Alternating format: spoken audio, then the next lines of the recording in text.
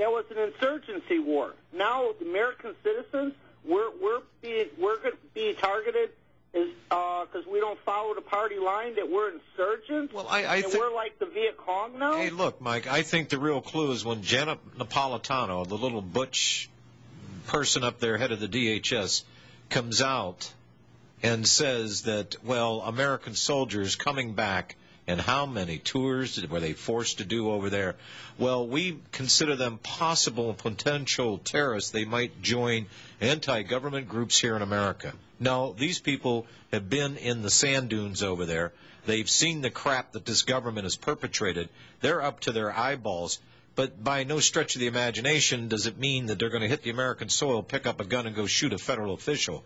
This, Bob Chapman, is the chink that I was waiting in their armor.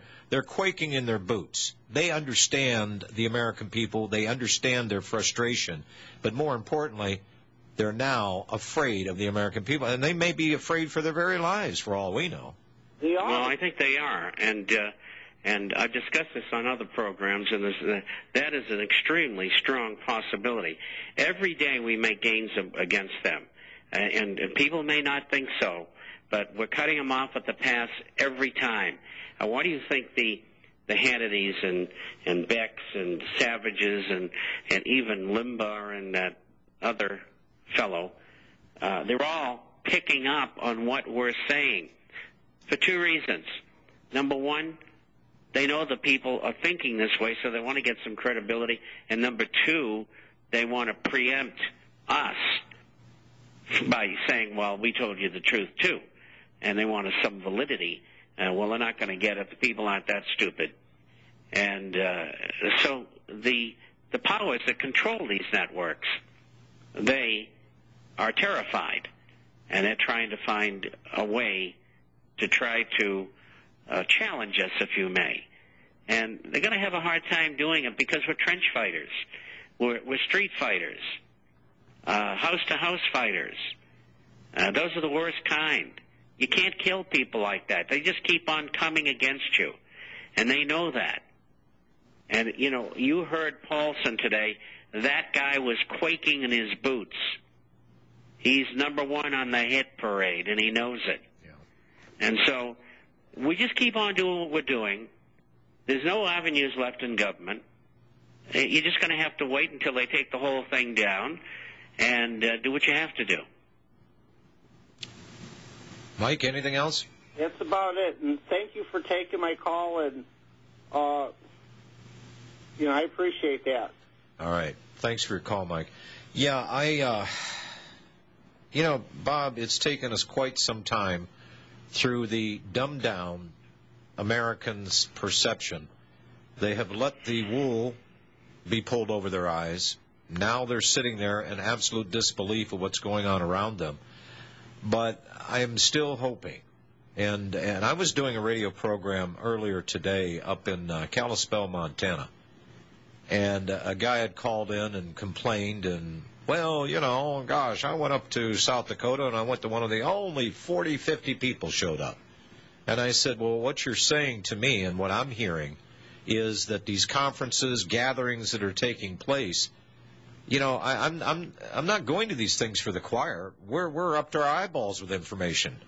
Your job is to drag somebody. I don't give a damn if it's kicking and screaming, because once they're presented with the true and factual information, it literally transforms people's lives. Maybe for the first time in their lives, they're being told the truth as to what's really going on and the root causes of what is going on, what is making things happen.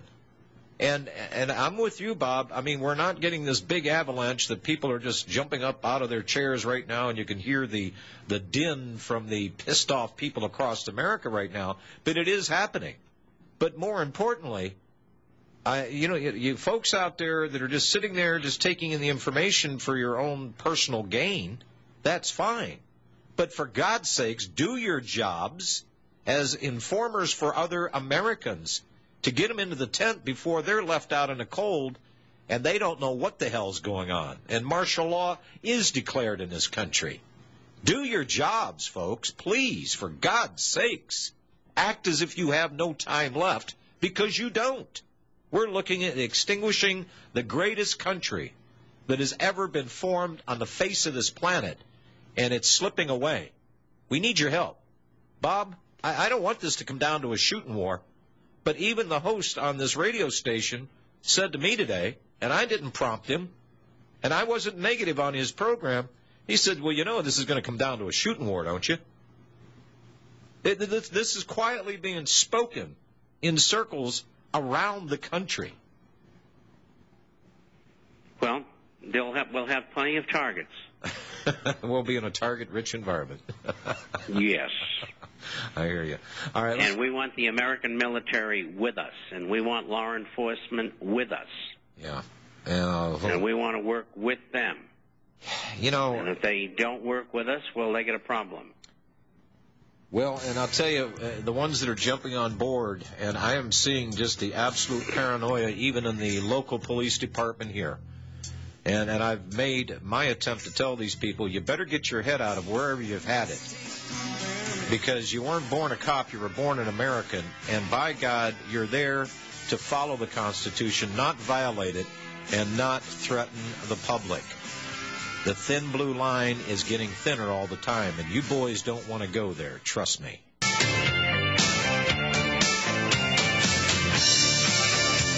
American Trucking Association, they do a tonnage index, and this was posted by Barry Ritholtz last month. He said if there really are green shoots coming up, one of the early places they should be seen is in the American Trucking Association. If retail sales are going to tick up, inventories are going to be restocked, it has to be physically delivered. Well, the ATA tonnage index declined a seasonally adjusted 2.2% in April. This is better than a 4.5% contraction in March. American Truckers Association, their chief economist, Bob Costello, said, while most key economic indicators are decreasing at a slower rate, the year-over-year contractions in truck tonnage accelerated because businesses are right-sizing their inventories, which means fewer truck shipments. The absolute dollar value of inventories has fallen, but sales have decreased as much or more, which means that inventories are still too high for the current levels of sales. And by the way, the American Railroad Association, they said that just on carloads of coal alone, that they were down almost 90,000 carloads, or down almost 16%. So the proof is in who's doing the hauling and the sweating and the grunting out there, folks. And inventories, a lot of places are still high, but they're not ordering. I mean, the stuff is being moved around, but it's being moved around at a much, much, much slower pace. Russ, we have more up-to-date figures in the forecaster. Okay. And it's just as bad. It's just as bad. Russ in Texas. Hello, Russ. Hi, John. Hi. I wonder if I might take this opportunity to announce an event this evening for Richard Mack. Sure. Okay, great. I'm going to try to do what you're asking us to do and get some people out that might not know anything. Sheriff Richard Mack is going to be speaking at the May Dragon Restaurant in Addison, Texas, and that's 4848 Beltline Road, about 1 mile west of the Dallas North Tollway and Beltline Road. And that'll be at 7:30 this evening. Doors open at 6:30, and they have an excellent Chinese buffet. All right. Do that one more time, because people Okay. who are listening to the program going, what did that guy just say? Okay. So do it again. This is being sponsored by the Greater Dallas Republicans. And I've met some of these folks before, and although they're fine folks, they seem to be somewhat compartmentalized in their thinking. You know, Republican good, Democrat bad. Well, Richie will fix that one. Well, that's what I'm hoping for, and get a chance to wake up some people and swell the ranks a little bit. Okay. Once again, Sheriff, this is for the listeners in the North Texas area.